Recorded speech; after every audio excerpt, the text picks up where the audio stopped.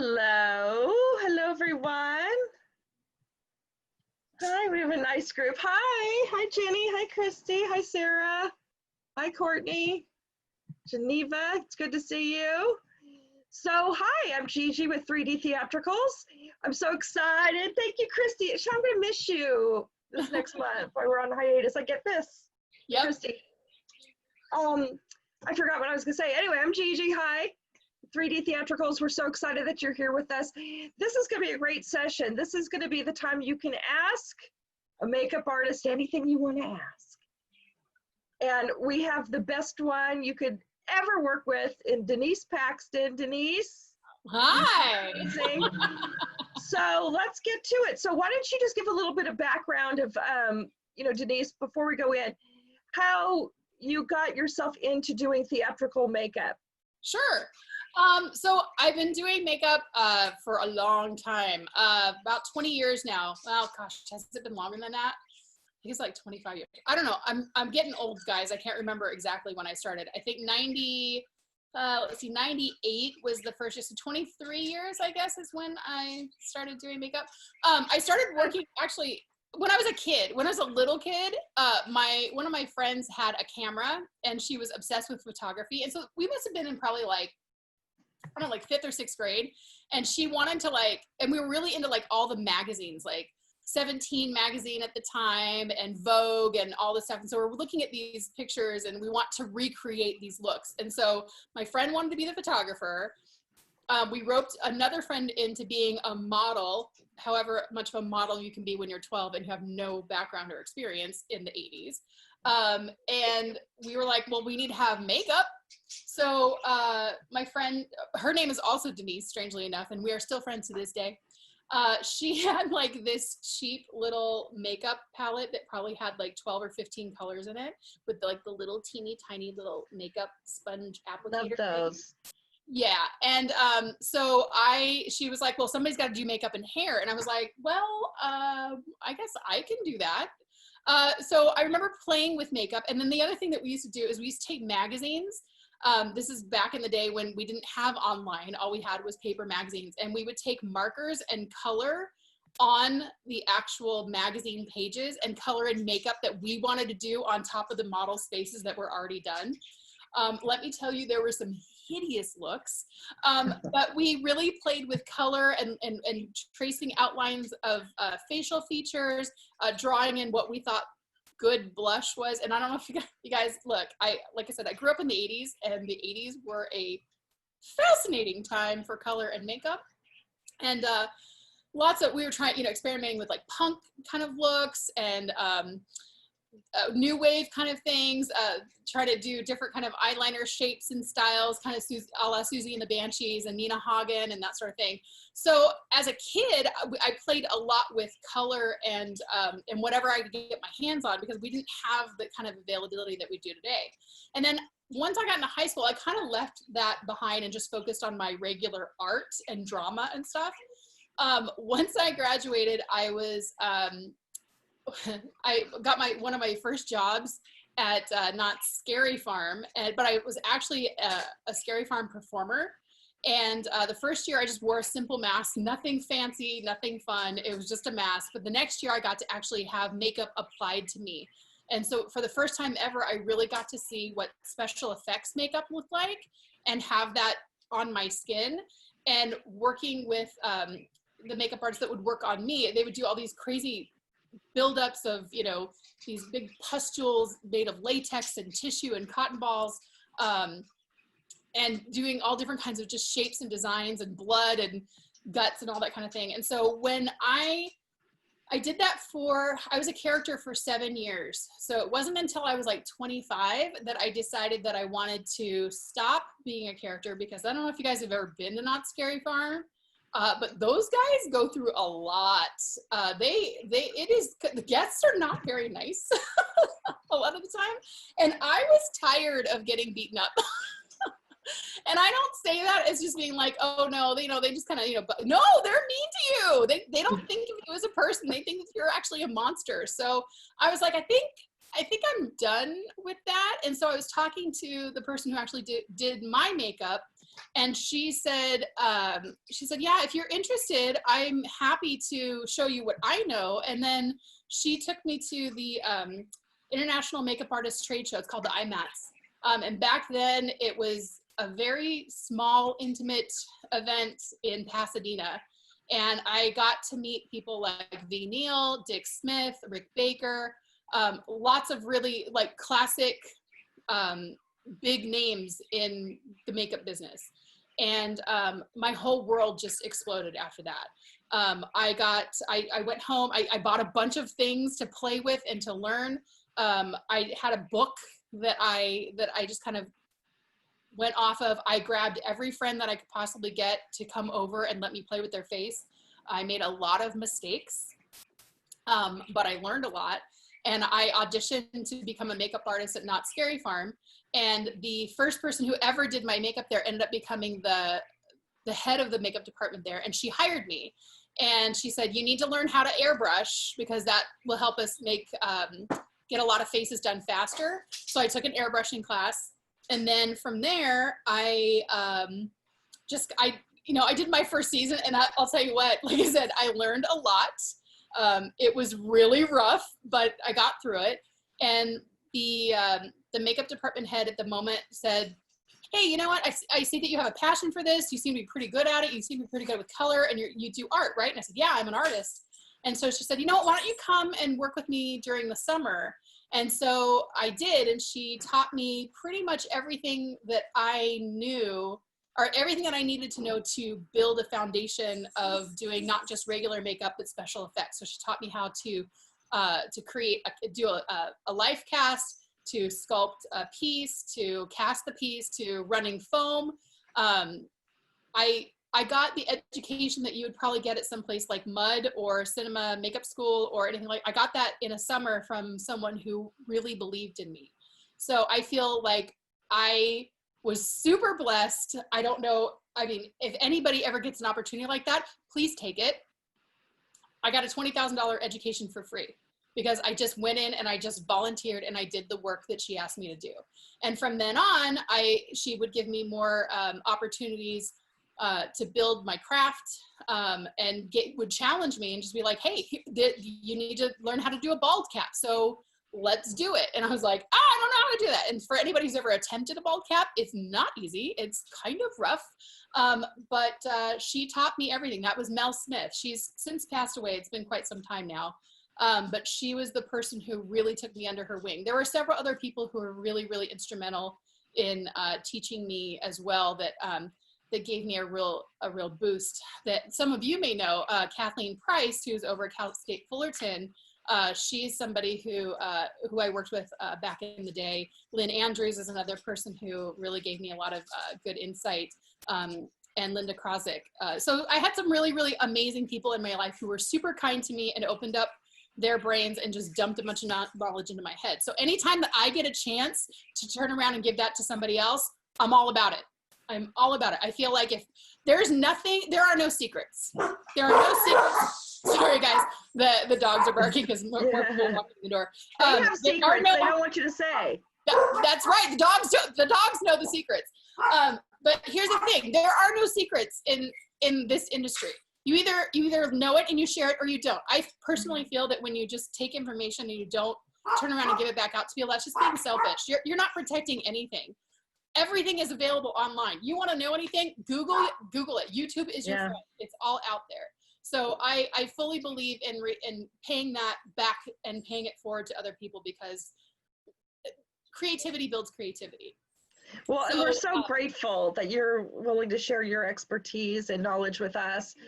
I mean, okay, I'm going to start off. So there's makeup. There's, you know, like you said, when we're young, we're getting with our girlfriends, we're learning how to contour and do these things, going into our mother's makeup stuff, and then finding what we like. And then there's making ourselves up for day to day. And then there's being made up for a theatrical performance.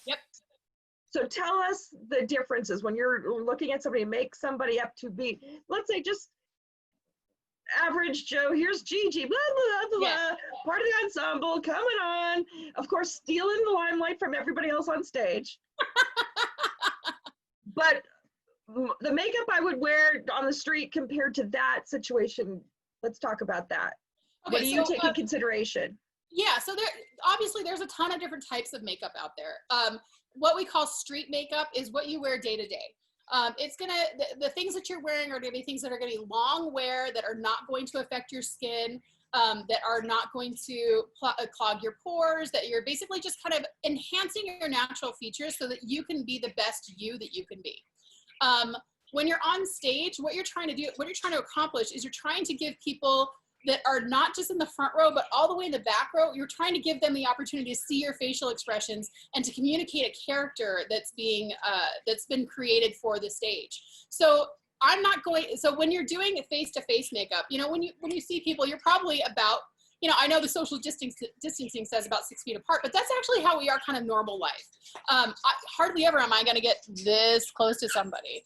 You're gonna give a little bit of distance. So you're just doing something, that is almost, I feel like the day makeup that you do is for you. That makes you feel better. You're enhancing your eyebrows. You're enhancing your lips because you want to, that's a facial feature that you happen to like, that you want to focus on. You're doing your makeup for you. Whereas, and so the difference is that when you're doing your makeup for you, you can be as creative or non-creative as you want to be. You don't have to apply any rules except that, hey, people are going to see you face to face, and what do you want them to see? So when we talk about contour is going to be a lot lighter and a lot more subtle, because I don't know about you, but when you look at somebody, just, you know, we're just having a conversation. Do you want to see big, thick streaks of dark color underneath their cheeks? I mean, hey, if that's what you want the world to see, knock yourself out. But that's not generally what we're doing in our so 80s. It's so 80s. So So 80s. when we're doing theater, you actually have the makeup that you have to do has to be a lot more stark, or not, that's not even the word I want to say. It's got to be a lot more bold. It needs to be more bold so that people can see what you're doing. You're trying to enhance your features rather than naturally, a little bit more unnatural. You're trying to give them more so that they can grasp and really see when you smile. I really want them to see that smile. I want to see those cheeks. I want to see those lips. When you're emoting, when you're sad or whatever the case may be, I want to be able to see the facial features create those looks from the back row and not just being just right here in front of you and me. So your makeup is going to be natural in person, heavier for stage. The other difference is the products that you use. Like I say, during the daytime, you're going for long wear, something that's not going to harm your skin. When you're on stage, we're going for high pigment. We're going for things that are not going to melt under the lights. They need to actually stand up to the conditions that you're performing in. If you're working to a con in the summertime and it's 108 degrees at night, you need to have products that are going to stand up to the humidity, to the lights, and to the dancing that you're doing, the singing that you're doing, just the acting between people that you're doing. You need to have the proper products for that, and that is not the same as what you're using during the day or even for a night look. So that's kind of the biggest difference. Well, so let me ask you, when you're designing, you know, when you're coming in, you're looking and seeing what the show is, what people are, how much are you taking into consideration when you decide what makeup that particular actor, that character is going to have? Are you taking consideration just like those things you said, like what's the lighting going to be? Is it going to be, you know, is it going to be a bright lit? Is everybody going to be seen? Is it dark? Are there shadows? Is that what you're doing, or is that what the cast members doing and then trying to get it signed off by you? As a designer, generally what I do is, okay, so first of all, as an actor, unless your character has something that is unnatural or abnormal, in most cases you're going to be providing your own makeup. Okay, that is just the way theater works. On Broadway, it might be a little, you might get a little bit more provided to you, but for the most part, if you're just doing a straight look, you're just, hey, I'm in the ensemble, I need to change from girl A to girl B to girl C to girl D. You're going to have a basic look that transitions through all of those looks. Your costume is actually probably going to do more of the talking and communicating your character than your makeup is in that moment. If you're in Shrek, though, completely different story. If you are on the track that has the ugly duckling to the dewlock to, gosh, there's so many characters in that show. But if you're going from thing to thing to thing to thing, more likely than not, we're going to provide makeup pieces for you that are going to help you make those transitions. And also, you're probably going to have a little bit of help, usually from a dresser or a makeup artist who's actually on the show, to get you out of those particular character looks so that you can go into another character, or where you go to a regular ensemble character. The makeup that is provided to you is going to give you an exaggeration, like the ugly duckling, that, for instance. I believe in the opening number, they start as a villager, and then they go to ugly duckling, and then they go to Duloc, and then they go back to ugly duckling, and they might stay in that for the rest of the show. I'm pretty sure that's the track. It's been a minute since I've done that one. But that one, she's got lashes, but they're not just regular eyelashes. They're actually feather lashes, and they go on the upper lids, and then they go underneath her eye. And then she's got a specific look of eyebrows, and then she's got a specific makeup lip look. So in that instance, I'm going to provide her with the pencils and the colors that she needs, and the glue and the lashes that she needs to go into that look. When she gets into Duloc, I have a stencil for her. I have the color for her lips, and I have the color for her little Duloc circles. And then she goes back into the look for her ugly duckling look. The point being is that I'm going to provide the things that are going to enhance that particular character, but I'm probably not going to provide her regular base foundation look. I'm probably not going to give her mascara. That's something that she's already going to have in her makeup bag, which is one of the very first Zoom meetings that we did, is talking about what you need to have in your makeup bag for stage. Like, a lot of people are like, yeah, I love my MAC foundation, but you know, MAC foundation may not be the appropriate foundation for you to wear on stage. It may be great for your daytime look, but unless it's a specific formula, it's probably not going to stand up as well as you think underneath all those lights. You're going to start to melt as you sweat. So even for my daytime look, I need full on spackle to fill in everything. Gigi, I've seen you in person, and you are beautiful. You need to stop saying that. It's the makeup. It's the makeup, for it's sure. The makeup. Okay, well, now let's hand it off to. I'm gonna look at the gallery. Who has a question that you would like to ask Denise? We've got plenty of time. There's Christy. Hey. All right, Christy, what's your question? First of all, if you have super sensitive skin and rosacea and problems that are probably beyond what a normal, hey, I also have rosacea. So I use, personally, I use Makeup Forever, and I use a powder foundation. I hardly ever use liquid foundation. That's my personal thing. But but this is across the board for anybody who has any abnormal skin conditions, like if you have eczema or something that's a little bit, out of the ordinary, that you just like, all right, well, I'm just going to color correct. If it's something you actually have skin textural issues, make sure you see a dermatologist. That's the number one thing right off the top. Skin doctor, that is your person, because they're going to be able to prescribe things to help combat inflammation or flare-ups or anything along those lines. If you're trying to cover redness, so this is something that actually we go back to the color wheel on. So on the color wheel, I don't know if you guys have ever looked at a color wheel. I don't know if I have one. I used to just have one in my kit, because I have my kit here. I don't think I have it in here. But anyway, on the color wheel, basically what we're going to do, and anytime you're trying to combat a problem area, so redness, you're going to go on the other side of the color wheel, which is green. So a lot of times, if you have, even if you put your foundation on and you're still seeing that redness come through, you can use a green concealer to tap in lightly. And I know it sounds crazy. You're like, I'm putting green on my face, but it actually really works. You put the green on, and then once you set it, then you actually go with your foundation, and it goes right over, and basically it just neutralizes that red so that you have that nice, smooth base color to start with. And then you can start going back in, and then you can add in your blush to add a little bit of pink and a little bit of flush to your skin. I let's see, I'm digging in my kit. I have a couple of concealer palettes that I use. This one's my favorite one. It's from Makeup Forever. It's called the No. 5 Camouflage Cream Palette. And you can see that there's several different colors in here that seem like unnatural to put on your skin, but they're actually really, really good neutralizers.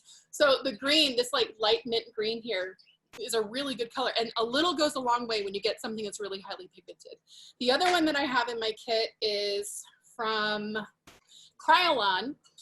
It's a little bit heavier of a coverage, but you can see it's got the similar colors. I think the only extra color that we have in this one, we've got a really bright orange and a salmon-y kind of color, but this one also has a yellow to combat any purpleness.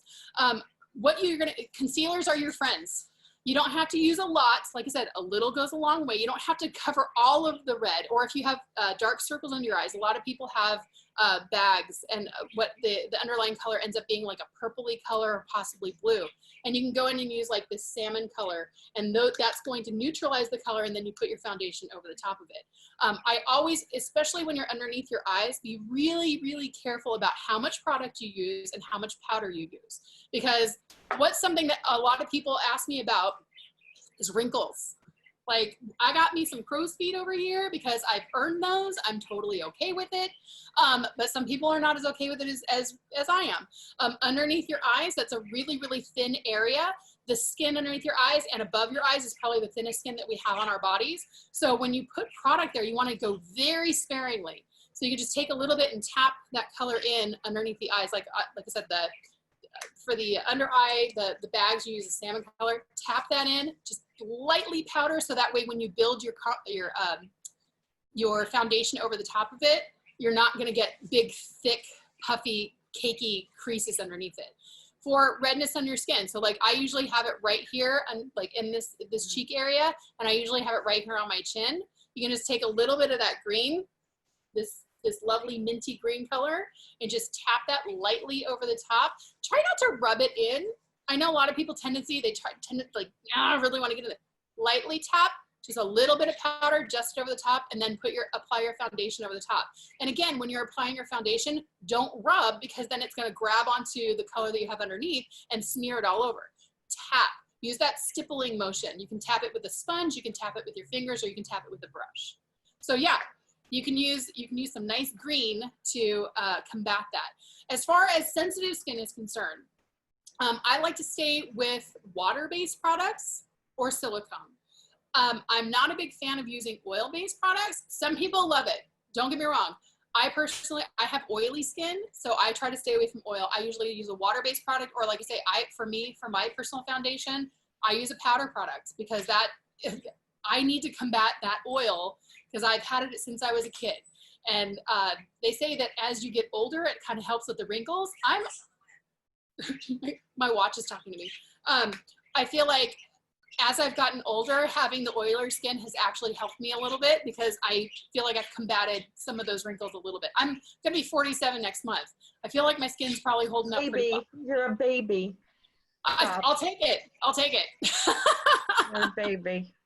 So yeah, I would stay with things that have more of a natural base rather than an oil base, because oil is probably going to, it tends to clog people's pores. Again, everybody's skin is different. I always recommend talking to an esthetician as well, because they can give you some really good product recommendations. My favorite, I say this every single time. Anybody out there want to guess? Anybody else want to volunteer what they think my favorite product line is? Dee's here, and she's raising her hand because she knows, because I say it every time. It is not there. I don't know. Where did Mary Kay. No. Kiehl's. Every time. I'm a Kiehl's girl. That's what I use. I'm a big fan of Kiehl's. They've been around for a really long time. Their formulas they're great. I feel like I never have a lot of, it doesn't feel heavy on my skin. They have different formulas for different types of skin: sensitive skin, dry skin, oily skin. Kiehl's is my favorite go-to brand. The other one that I go with is Embryolisse. This one's the moisturizer. This is the concentrated one. They have one that's a little bit less thick. It also smells really good, but it goes on your skin. It's super light. I have never had anybody complain of irritation with this particular product line. They have a matte product line as well. This one is the Hydra Matte. So if you have oily skin, this is the one that I really like. It's super light. Actually, I'm gonna put a little bit on my finger. I don't know if you can see. It kind of looks a little like milky, but when you put it on, it actually has this really like, again, I don't know if you can see how thin it goes on, but God, it is like the best feeling on my face. It's super light and it never feels like it's cakey or heavy. So yeah, those are some of my recommendations. But yeah, if you have problematic skin, talk to your dermatologist. They can give you some great recommendations, especially if you suffer from inflammation or any other kind of skin conditions that are going to give you some problems. It's like I see your little clap up there. Does anybody else have any other questions? Psych's got a question. So what I like to do is this is a really good first step. You're talking to a makeup artist. Reach out and talk to people. Ask, just literally, if you find somebody on Instagram that you think is a great artist, assist. Go and assist a makeup artist. Now, I'll be honest with you. When I have people that are coming in to intern or assist for me, you're going to do a lot of grunt work. But what you're doing is you're learning what I do to prepare for the larger scale projects. So what are you going to be doing a lot of? Cleaning brushes, cleaning my makeup station, setting my makeup station up the way I want it. So that way when I come back from being on stage, everything is exactly where I need it to be. Assist, assist, assist. There's a great book, and I think it's from Denice. If you guys, there's also some really good makeup groups out there. Glossable is a really good Facebook group. They have a lot of people who are professional makeup artists that you can get a lot of information from. Denice is somebody who's been doing makeup, doing like professional runway makeup, photo shoots, theater, all kinds of great stuff. And she's written, I believe she's the one who wrote a book called The Makeup Assisting, or the Makeup Artist Assistant. She's got some really great tips on how to get involved with, how to reach out and network with other makeup artists, and what you can do to be what you can do to further your own career by assisting. It is not a position of, it's not a beneath me kind of position. When I have somebody assist me, it's not like, oh, you're just some little grunt and I'm not ever gonna learn your name. That is not the case at all. We need to work together. And without you supporting what I do, I can't do my job. So it's a symbiotic relationship. So you're gonna learn a lot of interesting things by watching what I do, and you get to ask questions and you get to have that hands-on experience. All of my makeup assistants that I've ever worked with, at some point I always turn things over to them and let them work. And then while they're doing what they need to do, I'll jump in every once in a while so that I can, okay, here's how you can do this technique a little bit better. But it's always about trusting, teaching somebody the way I do things, so that way eventually they can learn how to do it themselves in their own way, and then they can take it on to their own level. It's important that when you assist somebody, I'm just going to give you a little piece of advice. When you're working on a shoot or a show or whatever the case may be, you remember that you are a reflection of the artist that you're assisting. It is very important that you understand, not just you, just people in general, that when they're coming in to help someone, that you're an extension of that person and their work. Be nice to everyone. Always say please and thank you. And that's just not other assistants. That's hair department, costume department, your actors, your directors, the people who are playing the instruments in the pit, the guys who are on the rail. Everybody that you work with, we are all part of the same team to get a show up and running. So it's very important that every time you work with somebody, you remember that you are representing the artist you're working with, and you need to be nice. If you want to network, like working in this business, it is nothing but networking. I mean, I see so many familiar faces that are on this call, and it's because I've worked with you guys in some way, shape, or form on another show.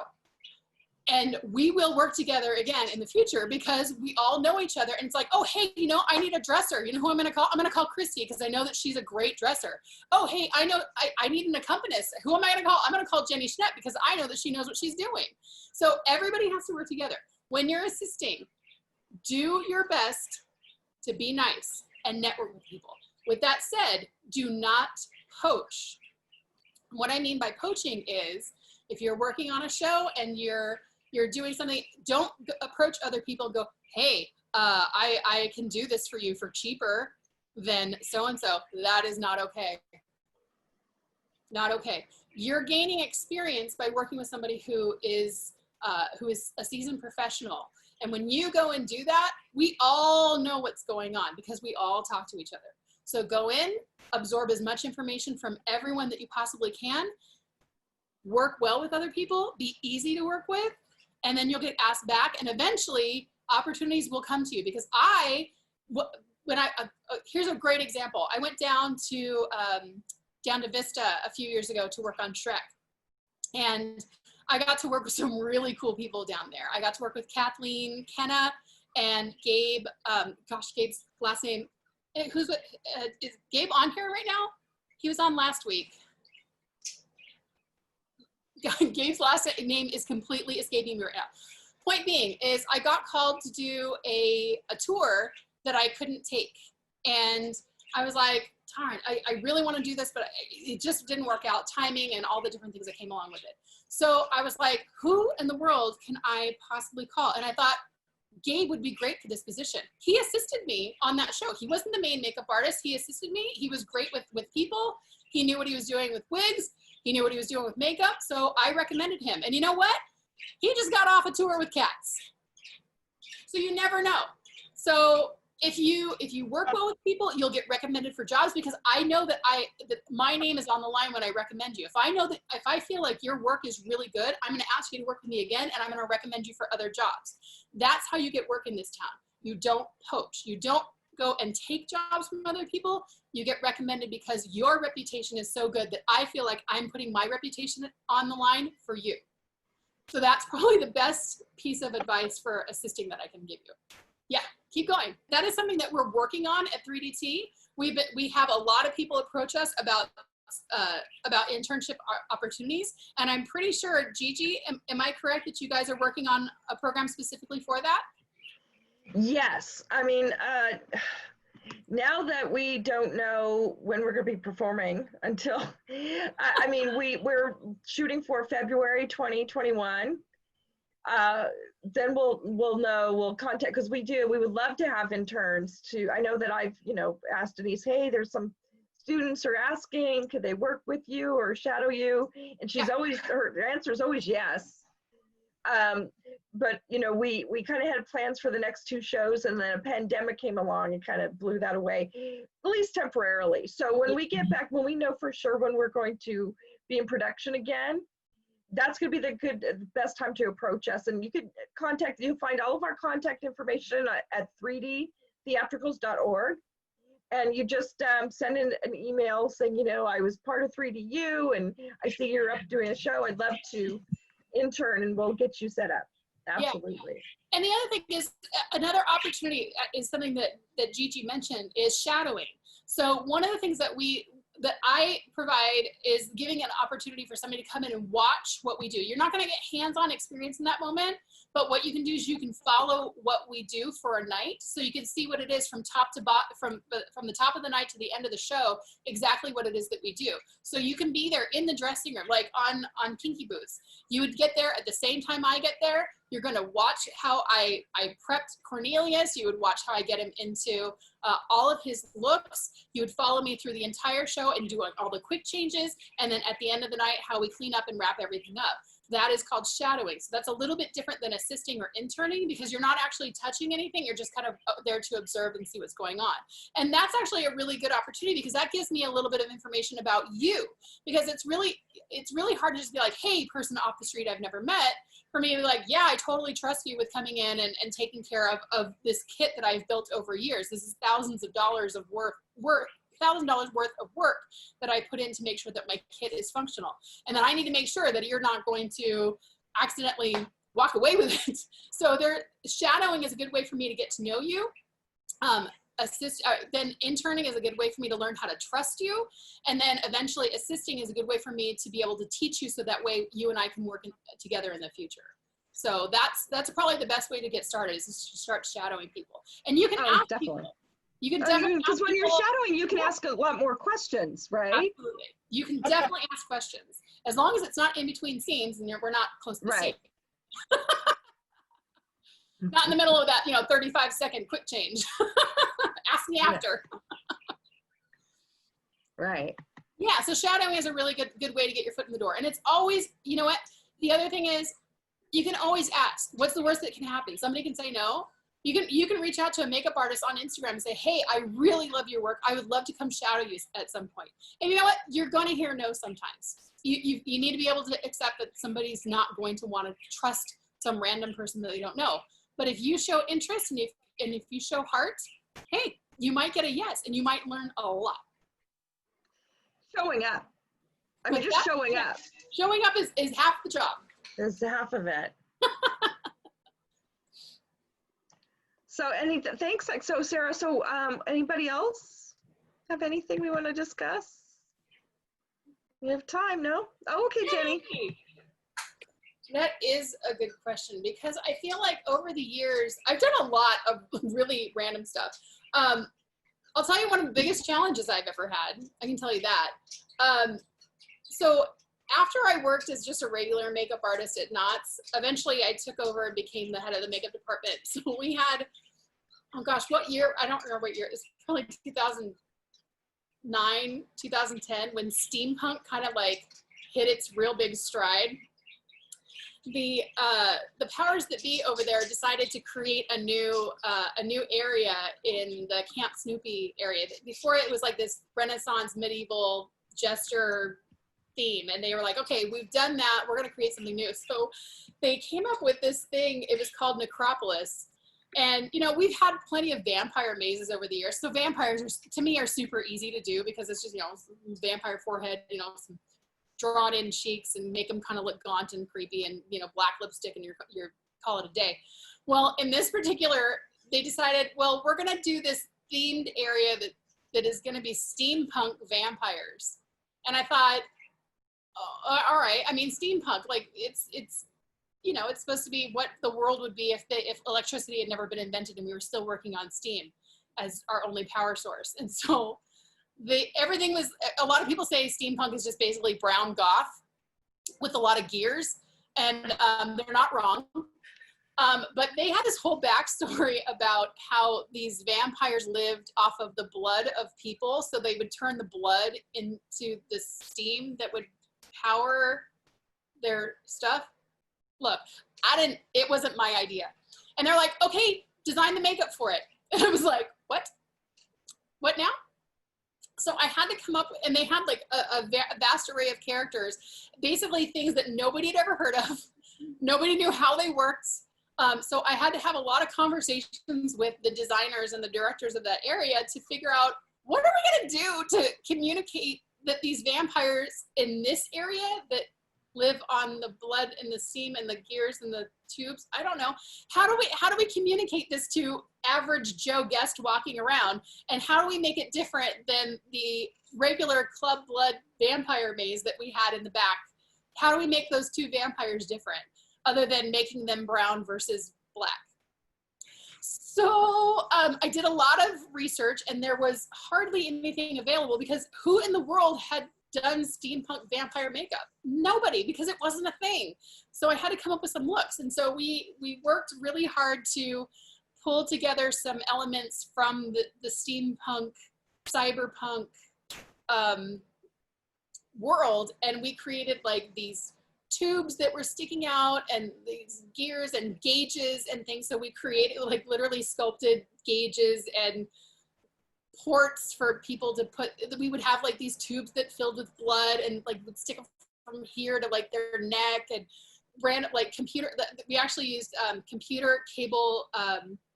It's how you organize computer cables, and it's this rigid plastic that's got it split down the center, and so we would like connect those to gears and the most random stuff in the whole world. I'm strangely like proud of that look, because it became a thing, and we did it for 4 years. But at the same time, I'm still confused by it because I still don't have any idea how somebody came up with this and said, hey, let's make a thing. And then the best part about that is later on, somebody from like a Party City type costume designer came up with a steampunk vampire costume, and it was online for a hot minute, and people were buying it because they'd been inspired by this weird zone that we created over at Knott's. And so then I started to see some kind of like makeup looks that kind of had evolved from what we had done. But that it was super fun, but it was super weird. And the best part about that was I designed these looks and I gave them to my makeup artist. And when I was at Knott's especially, I gave my artists, I gave them parameters in which to work.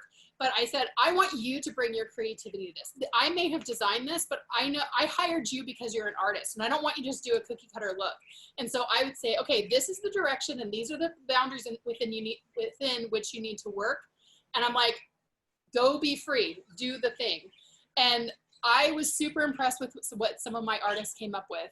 And I think that's probably my proudest moment because even though I gave them something to work with, they built upon that. And we just created this whole thing that had never been done before.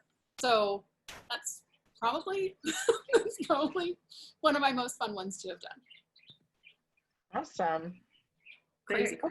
Crazy. Okay, guys, we have a few minutes left. Are you sure? Does anybody else have anything else you want to ask? Everybody's going to give you a different answer on this. I personally, I like little compartments and I like to label things. So let's see here. Let me pull some of these things out and I'll try to show you what my makeup kit looks like.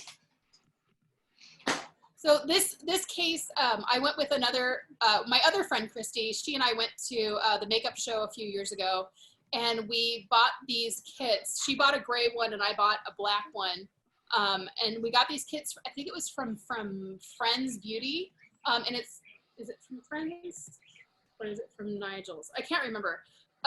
Anyway, it's this particular kit and it opens up from the top and I'll show you in a second. It opens up from the top and it's also got drawers in it, which I think to me makes my life so much easier. But inside my kit, I also have a couple of like smaller containers that keep everything organized. And then on the side, it's got Velcro so I can put bags. So I have right now I have 3 bags on the sides. One of them is actually like a little mini trash can. So I take that with me. So if I don't have access to a trash can, I can just throw my sponges in there. One of them is a tissue holder. So I keep my own tissues. And the other one holds all my sponges because it's really light and it doesn't hang off the sides too much. But I have 2 cases. The bottom one is a rolly case and it's got a handle on top and then it's got an extendable handle so I can actually roll it around with me.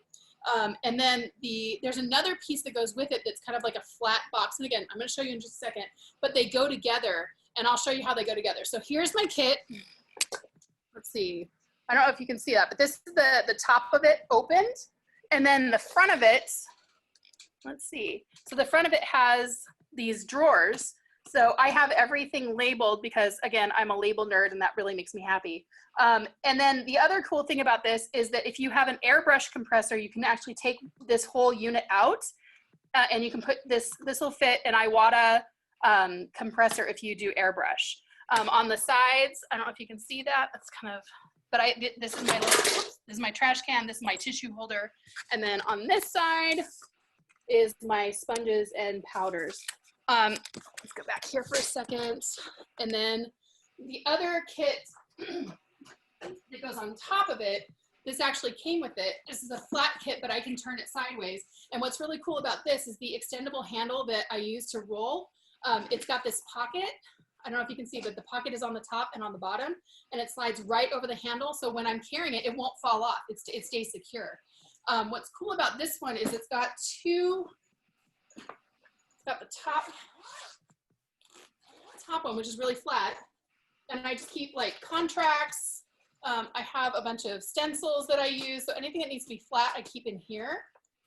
It's also got a little zipper in here. So if you need to keep things secure, even more secure than the top one. And then, where's the zipper? Here, hold on. Oh, here we go. So this one is really cool because it holds all of my extra brushes up here. And then inside, it actually has these really neat, sorry. It has these great little foam compartments. So if you want to compartmentalize and put things in little sections, you can. I personally like this to be open because I've got so many different palettes in here. So I have, this is like all my eyeshadow and blush palettes and all that sort of thing. This is all mostly my glitters, because glitter, first of all, I hate glitter. I don't know if I've told you guys this. I hate glitter.